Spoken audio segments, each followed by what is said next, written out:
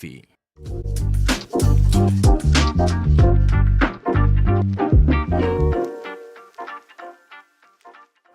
rekan-rekan NTV, kembali lagi dengan saya Ismoko Wijaya, masih di program DPO dari Pulau Mas. Bersama Prof. Telisa Aulia Valianti, pengamat ekonomi dari Universitas Indonesia. Prof, tadi kita bahas bahwa negara kita, mitigasi yang dilakukan pemerintah bisa diindikasikan bukan kebijakan panik ya. Negara lain mungkin panik atau enggak kita nggak tahu. Tapi dilihat dari salah satu parameter yang terlihat, kita tidak menaikkan harga BBM. Nah, apakah bisa dibilang demikian, Prof? Ya, jadi ini cukup appreciate juga ya dengan pemerintah yang lebih lebih berupaya wait and see terlebih dahulu dan menahan laju, karena mungkin kita baru aja momentum Lebaran juga ya, jadi kayak takutnya kalau menaikkan harga langsung, sedangkan pemerintah sendiri masih wait and see nih. Harapannya perang ini sifatnya temporary, karena kalau misalkan APBN itu kan gak cuma ditentukan oleh satu titik. Asumsi APBN dibandingkan dengan ini itu kan panjang dalam 1 tahun. Jadi kita masih mau melihat trennya seperti apa. Karena begitu ada pernyataan Trump bahwa perang akan berhenti, itu Brent sama WTI langsung turun kayak gitu-gitu loh. Jadi kayak masih volatile banget. Jadi keputusan untuk melihat apakah ini permanen atau hanya sementara itu juga sangat penting, sehingga nanti baru akan diputuskan. Sementara pemerintah masih menunda. Sebetulnya bukan tidak menaikkan, menunda. Artinya nanti masih bisa ruang buat naik. Ruang itu tetap ada apabila ini perangnya berkepanjangan dan kemudian Selat Hormuznya berlarut-larut misalkan, itu kan masih ada possibility. Dan kemudian di dunia sendiri misalkan semakin kompetitif dalam memperoleh crude oil ataupun memperoleh minyak jadi hilirnya. Nah, itu kalau makin itu ya itu akan terpengaruh. Karena kan jadi makin kompetitif gitu kan. Nah, kalau ini terus berlarut-larut gitu. Nah, nanti mau nggak mau sampai saat ini kan ini masih di cover gitu. Nah, sedangkan kekuatan APBN kita ini kan juga ada batasnya juga. Sehingga nanti masih mau dilihat lah gimana. Terus ini kan kebetulan Cortex ini dari sisi pajak kan belum semuanya nih, mau dimundur April. Nah, jadi mungkin mau lihat dulu penerimaan pajak kita berapa ke profil defisit berapa. Jadi masih menunggu itu dulu kalau saya rasa sih, nanti akan direview kembali. Jadi pemerintah mungkin masih melihat bahwa APBN masih punya space untuk menanggung dulu itu kata Pak Menkyu memang harga yang tidak naik ini gitu. Nanti sambil wait and see, sambil menunggu.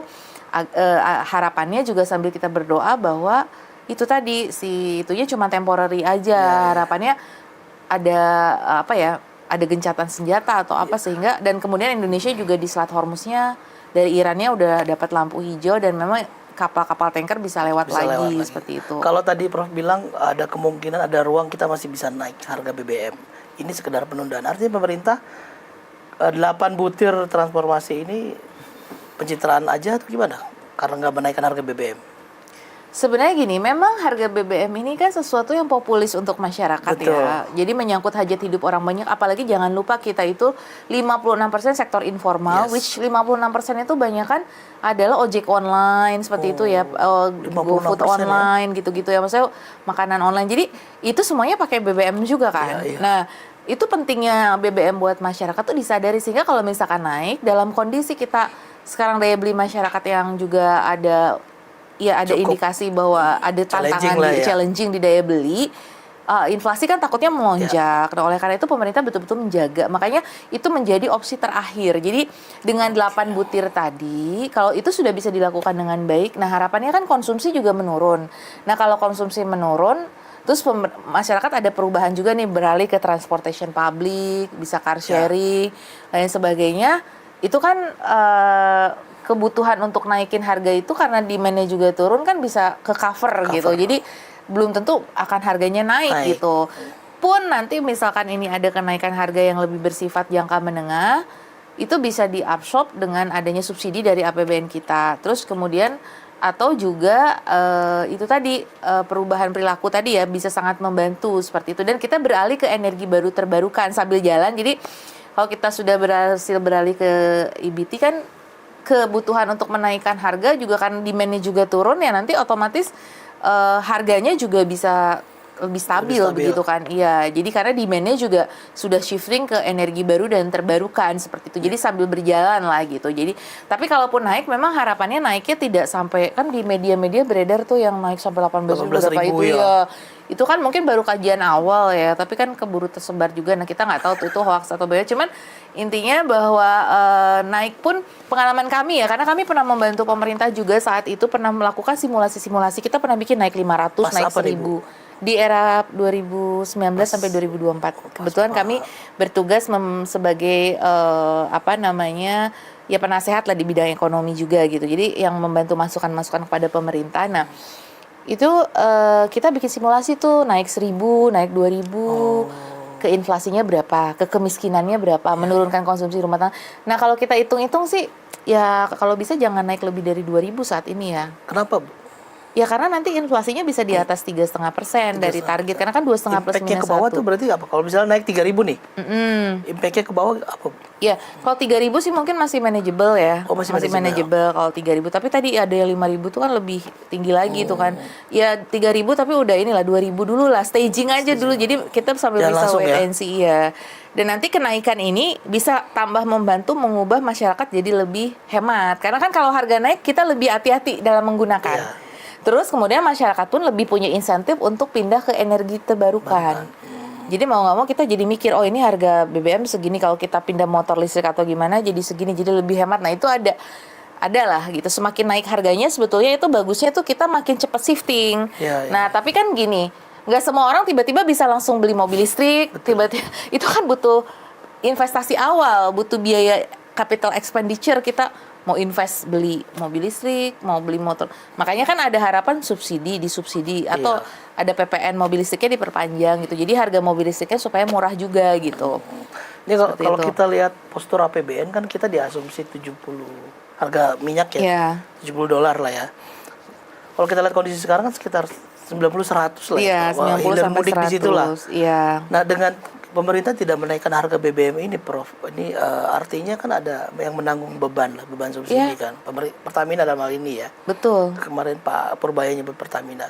Ini dampaknya gimana buat Pertamina dan ada impactnya nggak ke kita? Ada efek dominonya nggak ke masyarakat? Kalau ke masyarakat selama harga ditahan kan sebetulnya lebih minim ya impactnya. Ininya di Pertamina tadi sebagai BUMN.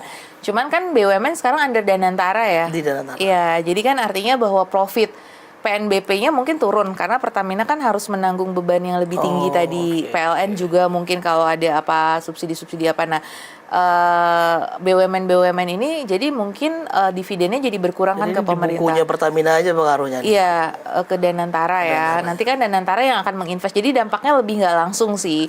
Cuman kan kesehatan Pertamina sebagai BUMN juga harus diperhatikan. Nah, mungkin itu sudah dihitung sih. Saya yakin pemerintah sudah menghitung. Karena gini, kita sudah menikmati dari 2022 itu harga yang rendah BBM 2022. Memang sejak 2022. Kita terendah kedua di Asia Tenggara. Iya, itu ini harga internasional maksudnya. Harga internasional kita itu kan rendah selama 4 tahun terakhir. Sejak 2022 tuh melonjak terus kemudian turun lagi. Nah, kita tuh turun terus sampai ke 60. Nah, itu tuh ada selisih yang menguntungkan. Jadi era surplus kemarin tuh ada dari BUMN tuh karena harganya kan murah. Harga BBM murah itu. Tetap kita diasumsi yang 70 itu ya. Iya, jadi ada saatnya asumsi yang di APBN itu lebih tinggi murah. Justru Iya, di APBN lebih tinggi, realnya lebih murah. Nah, di situ kan ada surplus sebenarnya. Ada margin lah ya. Iya, jadi surplus itu mungkin bisa menahan saat defisit sekarang. Tabungan tuh ya. Iya, jadi, sekarang. Nah, cuma kan sampai seberapa lama tahannya itu si surplus itu kayak gitu. Jadi kayak makanya dibantu dengan mengurangi Q-nya, kuantitinya itu tadi dibatasi dan sebagainya karena supaya kita tetap menjaga Pertamina juga dong sebagai BUMN gitu. Betul. Jadi kan ya Pak Menteri nggak bisa misalkan hanya Pertamina aja nanggung nih. Iya, Pertamina ini kan BUMN kita juga yang menghasilkan keuntungan untuk negara dan Danantara juga dan untuk masyarakat. Danantara kan untuk masyarakat juga finally kan dalam sovereign wealth fund itu kan tujuannya juga nanti itu menjadi keuntungan Danantara itu ya harapannya bisa dinikmati oleh masyarakat nanti ke depannya ya gitu. Jadi ya melalui nanti keuntungan Danantara bisa disetor juga ke pemerintah seperti itu kan sehingga bisa untuk membiayai pembangunan seperti itu. Gitu. Jadi artinya bahwa kita harus punya mindset bahwa ya ini jangan saling injek kaki juga. Maksudnya kayak ya sama-sama kita menanggung